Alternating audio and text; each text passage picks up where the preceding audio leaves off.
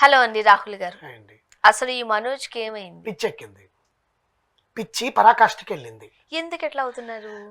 అంటే వాళ్ళ ఇంట్లో గుండు సూది దొంగతనం చేసిన విష్ణు, వాళ్ళ ఇంట్లో షర్టు బటన్ దొంగతనం చేసిన మంచు మోహన్ బాబు గారు, వాళ్ళ ఇంట్లో కుక్కపిల్ల జుట్టు కత్తిరి చేసిన మంచు విష్ణు గారు. అసలు ఆధారాలు ఈ రోజు ఇప్పుడు లైవ్ వస్తోంది చూడండి. ఆ కళ్ళల్లో ఆ కసి, ఆ ఆక్రోశం, అవన్నీ ఎందుకు? ఏం చేసుకోవడానికి అవన్నీ? 30 ఏళ్ళు దాటాయిగా, 35 ఏళ్ళు నా దాటాయి. క్వశ్చన్ కూడా అదే. ఇప్పుడు కంప్లైంట్ ఇవ్వచ్చు, నార్మల్ గా నడుచుకుంటూ వెళ్ళి ఇలా జరిగిందండి అని చెప్పొచ్చు మ్యాటర్ కదా. నేను చెప్తా. ఎందుకు నీ కళ్ళల్లోనూ నీ బాడీ లాంగ్వేజ్ లోను కాస్త అగ్రెసివ్ గా ఇప్పుడు కనిపించేస్తున్నారు? నేను ఒక క్లారిటీ ఇస్తాను మీకు. ఆ కార్ దొంగతనం చేశారు అని చెప్పి విష్ణు గారి మీద ఏదో చెప్పారు కదా ఆయన వెళ్ళి. సీసీటీవీ ఫుటేజ్ ఎక్కడైనా ఉందా విష్ణు వచ్చాడని, విష్ణు మనుషులు వచ్చారని? ఉంటది కదా. ఇప్పుడు నువ్వు గండిపేటలో ముప్పా విలాస్లో 13 నెంబర్ విల్లాలో ఉంటున్నావు. గండిపేట, నార్సింగి గండిపేటలో జల్పల్లి హౌస్ లో కాదా? ఆహా, అక్కడ ఉంటున్నావు. అక్కడ ఈయన కారు పార్కింగ్ చేసి ఉన్నారు. ఓకే. ఇక్కడ వచ్చి కూతురు బర్త్డే, ఫస్ట్ బర్త్డే సెలబ్రేట్ చేసుకోవడానికి జైపూర్లో సెలబ్రేట్ చేసుకున్నాడు. దానికి ఏం రీజన్ చెప్పాడు? ఇక్కడికి వస్తే నా తండ్రి దగ్గర నా కూతుర్ని బర్త్డే సెలబ్రేషన్స్లో మళ్ళీ గొడవలు అవుతాయేమో, పరిస్థితులు బాగాలేదు కదా అని చెప్పి నేను అక్కడికి వెళ్ళి చేసుకున్నాను అన్నాడు. సరే, అన్నిటికన్నా ముఖ్యమైన విషయం కోర్టు ఏం చెప్పింది అంటే, పర్మిషన్ ఏమి ఇచ్చిందంటే నువ్వు ఆ ఇంట్లోకి వెళ్ళొచ్చు, రావచ్చు, మీ అమ్మగారిని పలకరించవచ్చు, మీ నాన్నగారు మాట్లాడాలనిపిస్తే మాట్లాడచ్చు, కానీ గొడవలు చేయకూడదు అని పర్మిషన్ ఇచ్చింది. కానీ అది కూడా ఆయన అనుమతి ఉంటేనే నువ్వు లోపలికి రావాలని ఒక కండిషన్ కూడా ఉంది. కొడుకుని రావద్దని, ఇప్పుడు తల్లి ముఖం చూసి కొడుకుని రావద్దని ఆయన ఏం చెప్పడు కదా, ఆయన అంతా శాసించాడు కదా. తల్లి ప్రేమ ఉంటుంది కదా ఆబ్వియస్గా. కుక్కల్ని అక్కడే వదిలేసి నా జైపూర్కి వెళ్ళాడు. ఓకే, ఆయనకి 3 కుక్కలు ఉంటాయి, జోయా అని చెప్పి ఇంకో 2 కుక్కలు ఉంటాయి. ఆ కుక్కల్ని 3ని జూపల్లిలో హౌస్లో వదిలేసి ఆయన జైపూర్ వెళ్ళాడు. కారు వచ్చి విల్లా ముందు పార్క్ చేశాడు. ఏప్రిల్ 1న కారు పార్క్ చేశారు. ఏప్రిల్ 1 నైట్ ఆయన డ్రైవర్ సాంబశివరావు లోపల డిన్నర్ చేస్తుంటే బయట కార్ స్టార్ట్ అయిన సౌండ్ వచ్చి గబగబా పరిగెత్తుకుంటూ వచ్చేసరికి ఎవరో దొంగలు కార్ని దొంగతనం చేసుకొని పారిపోవడం సీసీటీవీ ఫుటేజ్లో కనిపించింది. ఆయన ఆపడం కనిపించింది.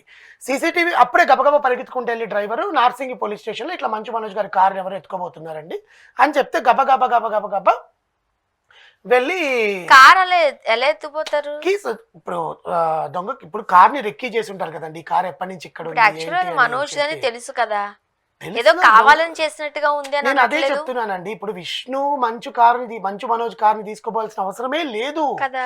ఎందుకంటే ఆయన కొనుక్కోలేడా? తమ్ముడి మీద కసి ఉంటే కారు దొంగతనం చేస్తే మరి అంత నీచానికి దిగజారుతారండి. అన్న ఇన్నేళ్ళగా పెరిగాడుగా, ఇన్నేళ్ళగా అతనితోనేగా పెరిగావు నువ్వు. దొంగతనం చేసే క్యారెక్టర్ మీ అన్నది. ఏ రకంగా నీకు కంప్లైంట్ ఇవ్వాలనిపించింది? సార్ నా కారు దొంగతనం చేశారు, నాకు వీళ్ళ మీద అనుమానాలు ఉన్నాయి, బేబీ నా మీద కక్షతో మా అన్న ఇలా చేసి ఉండొచ్చేమో, లేకపోతే మా అన్న మీద ప్రేమతో వాళ్ళ అనుచరులు చేసి ఉండొచ్చేమో అని చెప్పడం ఒకటి. మా అన్నే దొంగతనం చేశాడు, మా అన్న మీద కేసు ఫైల్ చేయండి, మా అన్న ఒక నీచుడు, మా అన్న ఒక దుర్మార్గుడు, మా అన్నకి కుళ్ళు, నేను ఎదుగుతున్నానని నువ్వేం ఎదుగుతున్నావురా నాయన? ఒక సినిమా ఉందా? ఒక బిజినెస్ ఉందా? ఒక మంచి ఉందా? ఒక చెడు ఉందా? ఏమి ఎదుగుతున్నావు నువ్వు? తండ్రిని రోడ్డుకి ఇడ్చేసావు, అన్నని రోడ్డుకి ఇడ్చేసావు, తల్లి ఏడుపు, ఇంట్లో పెళ్ళాం ఏడుపు, అక్కేమో అక్కడ మీ ఇద్దరి మధ్య గొడవలు సర్దు మనకి లేక ఆమెమో రోడ్లు పట్టుకొని తిరుగుతోంది పిచ్చేదానిలాగా. ఆమెకు బట్టలే లేవండి పాపం. అసలు ఇన్స్టాగ్రామ్ రీల్స్ చూడండి, అందరూ అడుగుతున్నారు కొంచెం బట్టలు కొనియండి అని చెప్పి. పిచ్చిదానిలాగే ఉంది. అదేంటో అర్థం కావట్లేదు లక్ష్మి గారు నాకైతే నిజంగా. అట్లా తిరుగుతుంది ఆమె.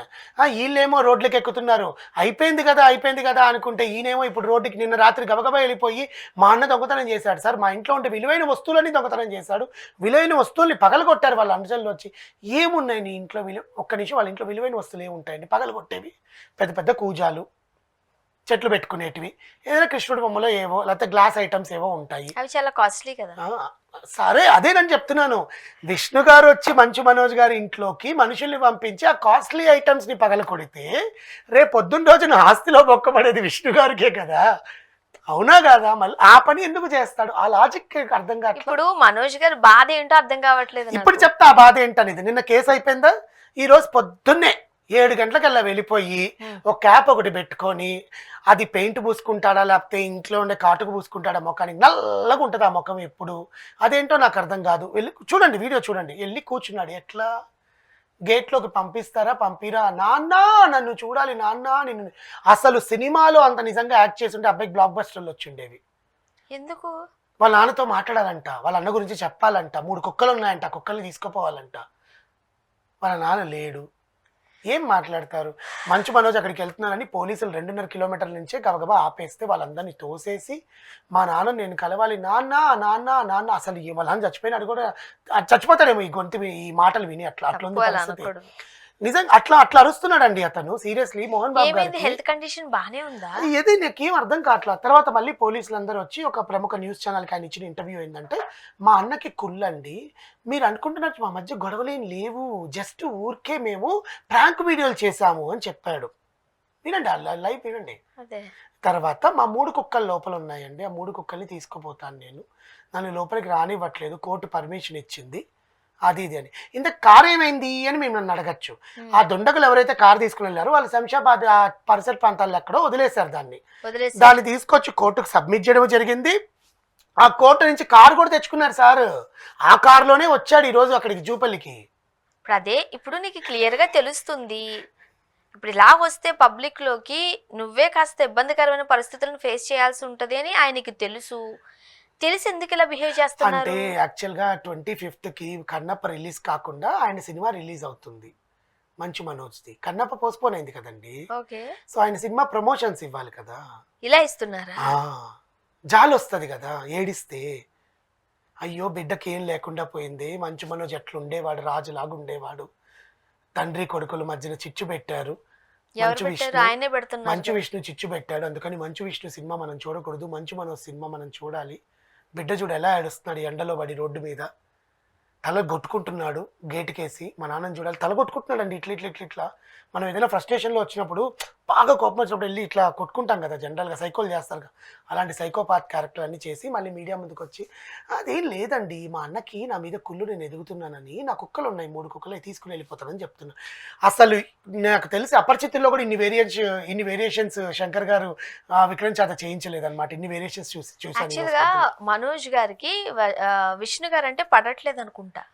సరే ఇవన్నీ పక్కన పెట్టద్దు, ఈ రోజు జరిగిన హైడ్రామా అందుకోసమే ఆయన ఇట్లా చిన్నప్పటి నుంచి ఎవరితో పెరిగావు నువ్వు? నీ ఇంట్లోనే కదా పెరిగావు, ఉమ్మడి కుటుంబంలోనే కదా పెంచాడు నాన్న, ముగ్గురిని ఒకేలాగా చూశారుగా.